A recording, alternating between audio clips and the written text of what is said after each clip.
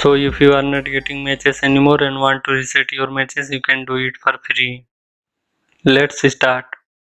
Open Tinder app on your smartphone.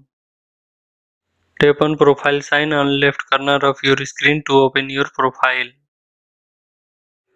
Tap on setting icon.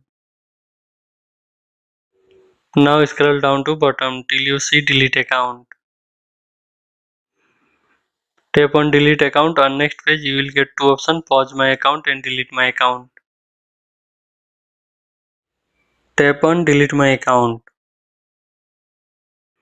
On next page you will get options, select I want a fresh start.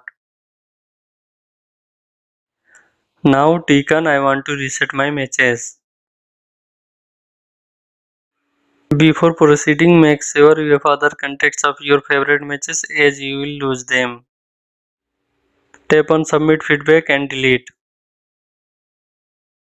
This is final step, so you will get a warning message saying if you delete your account, you will lose your profile, messages, photos and matches permanently and this cannot be undone.